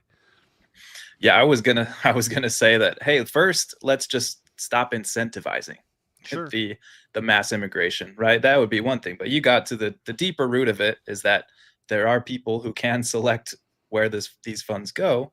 They can already take your money and do what they want with it just because they got to vote. And let's not pretend that the immigration under Biden was some organic flow of people trying to make a better life for themselves. There was some shady stuff going around with NGOs, and I do believe the DNC NGOs was part and of the it. trains, the human trains.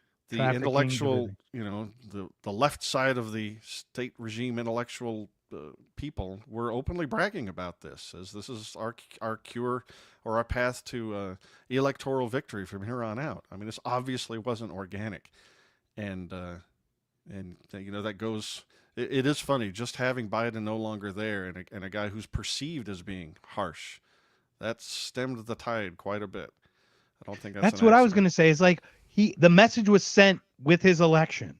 Right. Everybody shut it down at that point, right? So like the bleeding has been tourniqueted and stopped. Now we can work on the wound. Well, the wound is anyone who's now acting out who's already breaking any other law anyway, right? Okay, now you're broke a law. Okay, now you're not a citizen, whatever. Now we can address it from that perspective as someone who aggressed on someone else. Once again, we're talking crimes with a victim, not victimless crimes, not talking drug to our point, as we are. always do, right? But the second thing too is like, no, we had to increase ICE to 100 billion through 2029 to root out and like take away people from South Korea who are on a different visa, but they're trying to up the timetable to get out of the tariff thing that Trump imposed on them. So they're trying to where's the logic just doesn't work, right? Intent of the law versus the letter of the law. All these things get into it. And this is why it is. So just reduce it all so it doesn't have the ability to be manipulated, misunderstood, misused, and misabused. Lower the power of the state. Absolutely. And I should say, I'm not in favor of ICE rounding up people from in front of a Home Depot, or yanking my landscaper and taking them out of the country, or, ruining the lives of peaceful people. I don't think people should, have violated the law, and I sure as heck don't want them to come here and be violent in any way. Those people, my neighbor 3 doors down, if he's violent, I wouldn't mind if he's yeeted. But I don't like, like Trump said, he was going to get rid of the worst first or something like that, and then discovered that that's hard, especially with these sanctuary cities sort of getting in the way. But he still wanted the numbers, so I think he got lazy. And I don't like seeing militarized police doing anything to peaceful people, especially when we live since the summer of love, for the last 5 years, we've lived in a anarcho-tyranny where violence apparently is just fine as long as the right people are committing it. Mm-hmm. And, you're going to walk right past a bunch of Antifa being a general nuisance and bumping people, shouting at people, looting stores and burning a few of them, and then go round up the guys that are standing in front of Home Depot, trying to get a job for X number of bucks an hour. I don't want that. Put the police on the violent people, please, would you? Yeah. Yeah. Well, to keep this rolling, the next clip from Freedom Uncut says, notice there were no ICE raids when they had to do all of the building for the Kirk Memorial. That's right. By the way, I will tell you this. We're going to talk later as the dust starts to settle on this thing, but Tyler Robinson did not pull a trigger on that roof. There was not a rifle on that roof. His rifle was certainly not on that roof. And so possibly that might not have been him on the roof. So if I take Tyler as the shooter and you get the field, you'll make an even money bet with me? First of all, Mr. Haman, what amount are we talking? Because I don't have poker. I was in the 2008 World Series of Poker. I was in the $1,000 event that I bought my way in, sir. I sucked. I made it 3-4 hours and was out in the first, third, maybe top third or something. So we don't have to make it. We don't have to make it dangerous. It's just like can we make it? Can we? You live in Vegas, right? Yeah. Let's make it a meal. We'll just make it a meal. Okay. We'll go out. Okay, you got it. I was just there, but I was with my family and my girlfriend's family. We all had birthdays and did a whole thing. So, but let's make a meal, and we'll be at Freedom Fest next year anyway, so we can cash in Freedom Fest. But here's the tough thing. Okay, you got a bet. How do we establish that's the proof? The problem. We'll never cash it in on this bet. If we had this bet on who killed JFK, we wouldn't be able to settle it. I will not say you're wrong, but later. if I do get compelled to change my mind to believe that he did it, if I see the 3 seconds of him laying there with it actually going off before he got up and ran, things like that, the other thing, I can be compelled to change my mind. I was compelled to I'll be, hey, how about this? I'll be your impartial judge here. Perfect. I have no stake in this. I love it. It's and look, it's like it's worth it. We're gonna have a nice meal regardless, right? It's like that pawn shop meme. You just asked for the video and the poof of smoke. I'm like, best I can offer here is a coerced confession. But I love it. I really do. Let's make that a nice dinner bet or something. You got it. All right. You're on. Shake. Mark. Shake on it, so. Okay. Well, anyways, yeah, where were we? We're talking about Hornberger. So he is, for people that don't know, he's a libertarian, but he's one of those minarchist libertarians, our mortal enemies. And that is simply not true. Jacob has been an absolute hero for decades. Yes, I'm absolutely. Teasing. I'm joking, of course. Yes, much respect for Jacob. But in this case, he's destroying anarchy in this next clip. That's number 7, I believe. Let's see what he says. So based on Walter's response to the question, yes, I don't support Israel dissolving their government if no one else does. That was where we lead off with this. And you made the same mistake when you referred to that. Will you call for the abolition of Israel? Israel and the Israeli government are two separate entities, Walter. The government's different. And thank you for acknowledging that anarchy is not a legitimate paradigm. You know, I've been saying that for decades, that limited government is the only thing that works. And the minute you say that anarchy will only work if everybody else says anarchy, you have destroyed your support of the anarchy paradigm. And you need to stop calling yourself an anarcho-capitalist. Yeah, it's like I said, Walter dropped the ball. He didn't need to give Jacob that punchline, and Jacob took it. I don't think he's right, you know, but he did. I think minarchism is inherently the unstable thing, the thing that cannot last. But he feels differently. It can either grow or collapse. It doesn't Yeah. really. It's not sustainable, right? They do I honestly think it's huge state or whatever. Yeah, I guess it can collapse and then something else will grow, but it's a cancer. It cannot help but metastasize.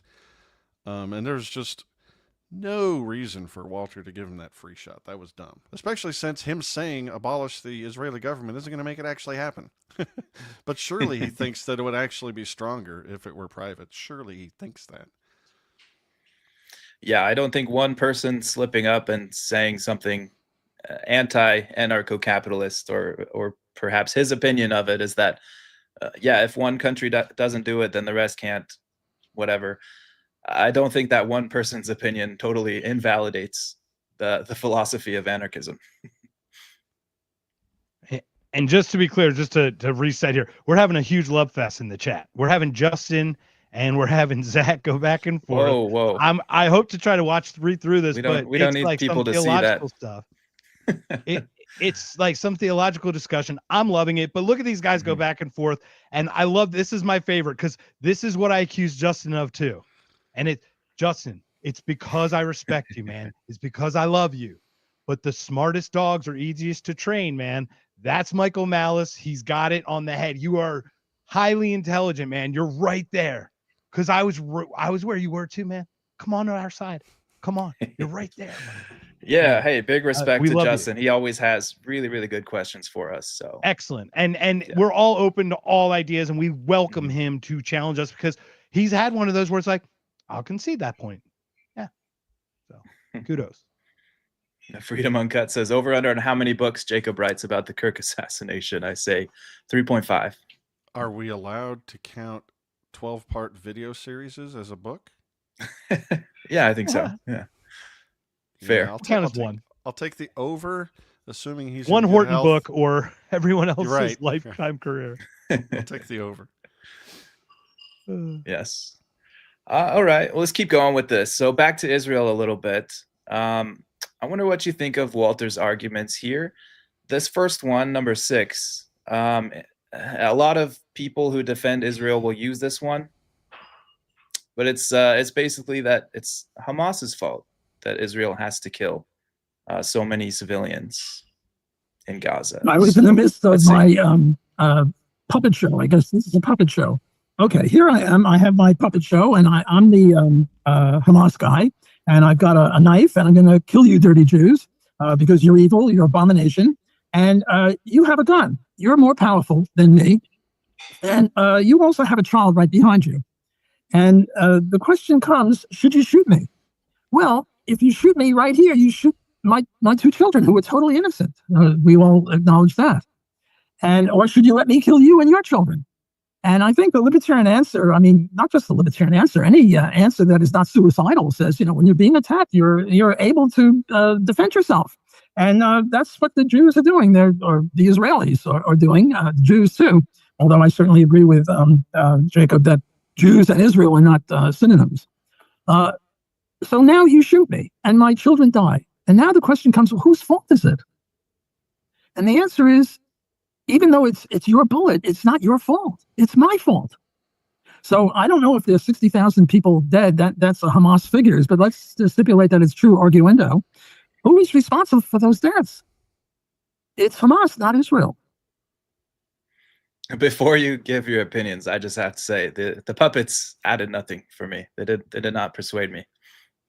Were they Beanie Babies? I'm like, dude, yeah. he was even wrong on that trend. Yeah, they were subtractive, not additive. I gotta show this. Oh dear. Anyways, yeah, what do you think? I'll Persuasive? No. I mean, like I said, I think something snapped a little bit in Walter's brain, and he's giving the best argument he can give. I mean, there is a libertarian principle of self-defense, and it is true that exactly where you draw the line depends on context, specific situations, specific people, the culture even.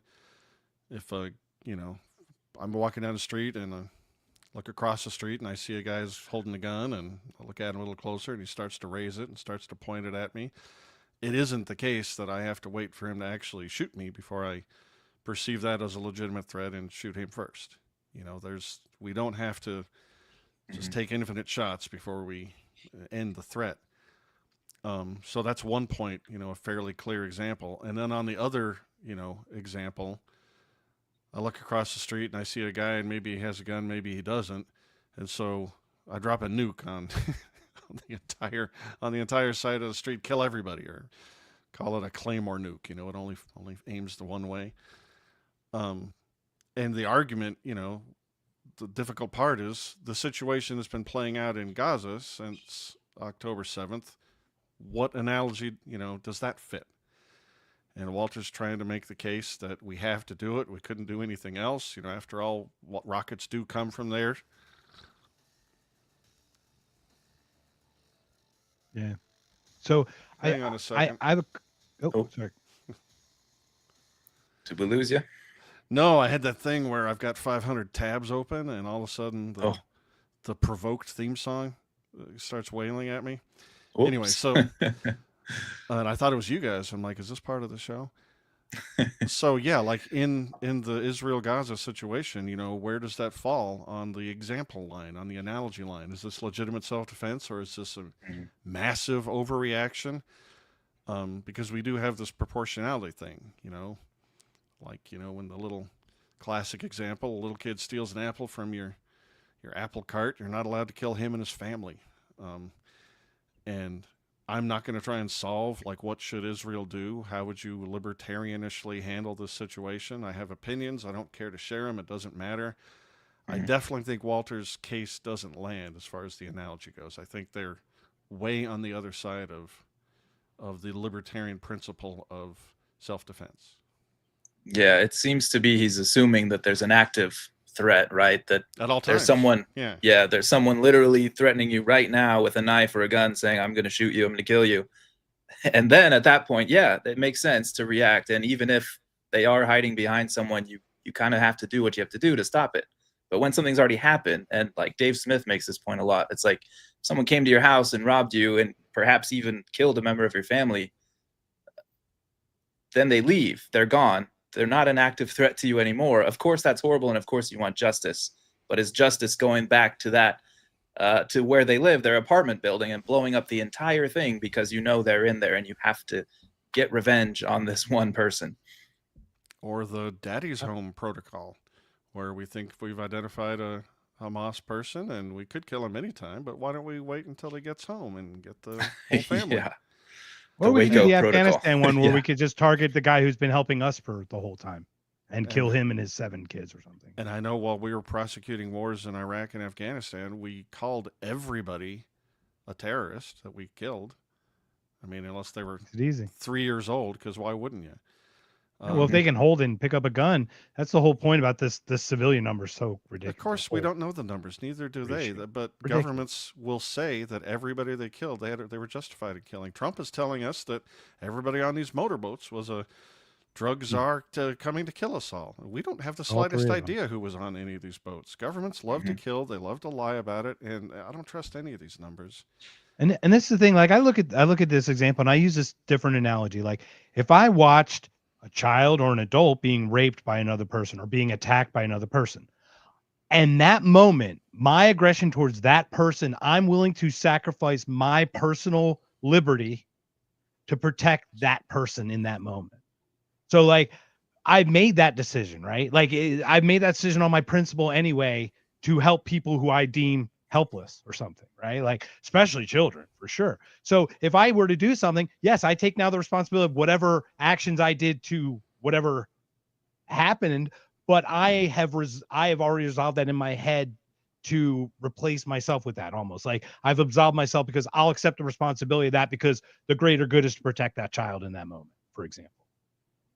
Yeah, I'm also not positive I wouldn't just completely lose my humanity if I lived in that region on either side of the line. Philadelphia, SEPTA, there was a train ride, a woman getting raped by a guy, 10 people holding their cell phones up recording the thing. Not a single person stepped in. You can look it up. It's a known story if you look for it, but it's there. And you're like, how does this happen? That you wouldn't, I mean, it's like it's just instant. It should be instinct to protect. Like you're absolutely right, Mark, but on the margin, some of those people in that train know the name Daniel Penny, and they might think, well, I know what's going to happen to me. I mean, not only am I putting myself at risk, but the state is going to come along and try and put me in jail. And we turn our society into nobody look, recorded at best, but nobody look. It's somebody else's problem, and our humanity just sinks. Who's JLH Views? That ain't right. That is Justin. Mike does not make right.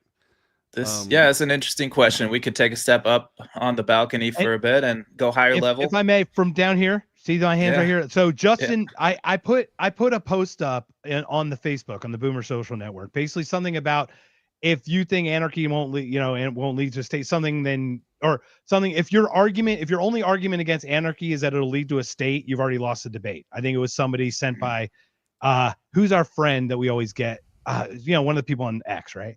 Anyway, I put that up. It's generated all this buzz. So anarchy's been a big thing. I've been trying to explain. It's like, guys, no rulers doesn't mean no rules. It doesn't mean you can't collaborate. You obviously have personal responsibility. These things become cultural and this other stuff. So you can also Jason, setting it up that way. So yeah, you can also tell from the way he framed the question, he's sort of thinking of Mad Max world, or just gangs are fighting against gangs, or the Crips versus the Bloods or something. Boomer Social Network is littered with the misunderstanding of what anarchy actually, like the principle, I guess, of anarchy. Like if you introduced anarchy, somewhere else where people wanted to live like that, some third world hellhole, maybe it would look like that with warlords. But if you introduced it here, violence is expensive and nobody really wants it. What they want is security.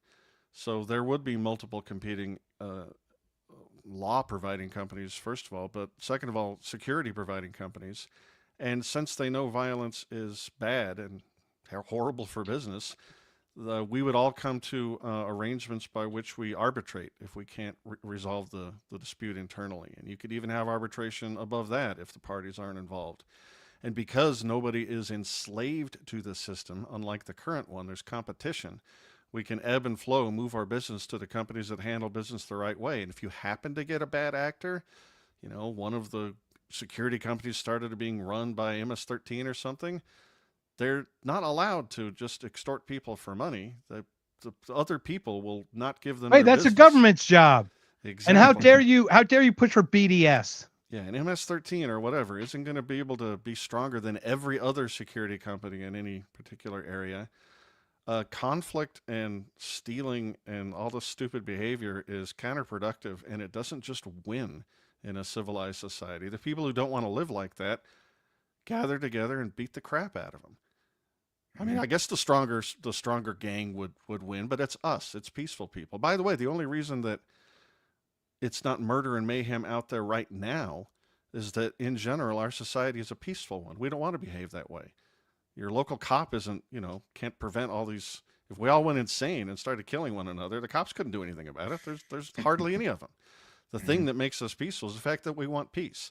And none of that would change if we eliminated the monopoly state and decided to get security companies that actually worked for us. So if you're thinking Mad Max, that is not right. Read some books by the Tannehills, Bob Murphy, Murray Rothbard. I don't stand by every single syllable or sentence any one of them says, but they'll give you a sense of what anarchy would look like. And it's not mayhem. Nobody wants mayhem. And when you look at it, like, look, I said Bob. Amendment, yeah, the Second Amendment helps protect us from this too. It's like, where do all these broken children attack? Gun-free zones that they know are gun-free.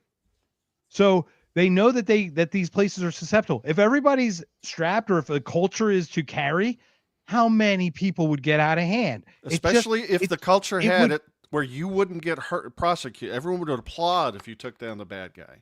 What if our culture was like that? Right.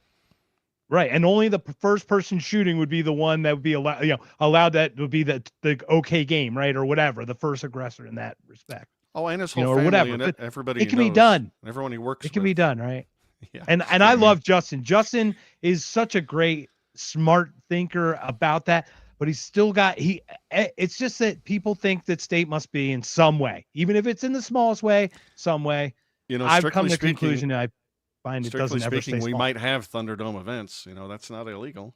We might have them. I don't know. Well, the White House is setting up a big MMA fight, right, for their, what is it, 250th anniversary of America. Hey, William's here. Yes, sir. Hi, William. We got to get back together. We got to talk AI again. Yes. So maybe one more we can hit. Kind of on the same topic, Jacob talks about how this conflict should be resolved. Speaking of resolving conflicts, this is an international situation, so there is no true overarching government to decide these things, but we do have kind of international courts and opinions that get out there, and they do have some influence. So number 9, Mark, if you got that one, this is what Jacob says about how courts should resolve this situation, but we can take it as a higher level view of libertarian philosophy. Also, with all due respect, I wish we put the logo over Tom Woods' face. Just for future reference. Just to help us out for the future. I know we've never had the illustrious Tom Woods on our show, so Tom, if you're happen to hear this, please come on. We'd love to have a conversation. I'm just saying. All right, I shall play it now. The first point that Walter made about that the Jews mixed their labor with the land, and they're entitled to this property in perpetuity, and that they're just retaking what belongs to them. But there's a problem there, Walter, and that problem is that that's what courts are for. When somebody is claiming a piece of property that has been adversely held by another person, he goes to court to establish title, and that's what courts are for. You know that. You filed a lawsuit for defamation against the New York Times, showing that you believe in defamation laws, that believe in court system, and you, of course, in the court system that you want to abolish, supposedly as part of your anarchist philosophy. So,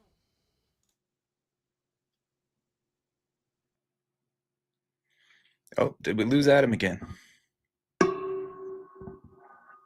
don't know. So what are your thoughts, Justin? Jason? Jeez. I was really hoping Adam would come in and save me from this, from having to talk about it. Do we just get caught up? So courts. Well, so allegedly, and I'm not familiar with this whole thing, but allegedly Walter Blocks used the courts to sue. And it's like, well, if you didn't believe in them, why are you using the courts? And it's like, well, obviously reality works too. It's like it's kind of his Hornberger's argument is weak from that kind of perspective, because like, what do you want him to do? Not like sue per the courts that he could use, like, because his only avenue or something. But at the same point, Hornberger makes a good point about the course. So anyway, what do you any thoughts you have about that? Yeah, I don't know, because having a court system is something that anarchists also promote as kind of an arbitration service, a private service. And I, to be honest, I'm not super familiar with the whole philosophy, so I don't know if that's really the best way to go. It does seem like at some point you're going to run into a dispute that is difficult to solve, difficult to resolve without some authority like making you go to the place and show up for a trial. Yeah, I don't know. Adam, what do you think? Did you catch any of that? Did I hear someone say estoppel? Estoppel. He did mention estoppel. Yeah, I in general think that Walter's theory of property rights doesn't conform to anyone I've ever heard of. I think in general, the principles Jacob was trying to point to about how you decide property disputes were in general right. Some of them apply here, some of them don't. But just some claim from antiquity about nothing to do with a lineage of possession, nothing particular to do with even genetics exactly. It's like a religion. My religion gives me, despite the fact worse than that, it's geopolitical. It's Western Europeans, man. And on the other side, exactly. We create all the problem. And on the other side of this, you've got people who said, yeah, okay, but I lived there just a few years ago. And, that doesn't necessarily mean they get claim to the property, but it seems stronger than something just buried in antiquity and with a murky theory of collective ownership. And as far as just how these things are resolved, I certainly don't think, if you guys are like hinting at some sort of one world government sort of thing, I say no. All political units have to be, devolved down to the smallest possible unit. So it has to be decided on the ground here. And I don't think subsidiarity, right? Yeah, absolutely. The principle thereof, and that doesn't mean I see a solution here. I mean, I think these people are fighting, and again, absent a Harry Brown moment that was believable or a Ron Paul moment, I don't think anything's going to be done to get these people to stop fighting. And with every death, channeling McChrystal, you're going to get more fighters. So good luck, fellas. Like I said, I think we should just extricate ourselves. Yeah. Yeah. And I gotta wind it down. I'm recording with Bob in 5 minutes. Absolutely. Cool. Oh, okay. Yeah. Thanks so much for joining us. Hey, can you give us how to get a hold of you and everything? Once again, Adam Haman, Haman Nature. Please put a word out for Bob. We'd love to have a conversation with him as well. I definitely will. You could find my YouTube in quotes, Haman Nature, Haman. I also have a Substack you can get at hamannature.com. For some reason that doesn't work. hamannature.substack.com. I'm on X as @ReRazer. Good luck with that. RERAZER. It's a poker sort of mixed metaphor, something like that. I keep putting your name with that just because it doesn't say like @Adam Haman. It's an old account. I didn't feel like making a new one. You can also find Haman Nature Show on X. It's much smaller, but you can find me there. Yeah, thanks for having me on, guys. I think you guys are great. This was fun. And thank you. Let's do it again. Jason, anything? Yeah, no, really appreciate it. Hope we got you warmed up for a great episode with Bob. And yeah, take care. All right, boys. I guess that's how it goes. It's been too long since I've cared. I keep the pain inside my head, but this reckless life of a bandit will surely take me to my grave. I've got my iron and my 6 string.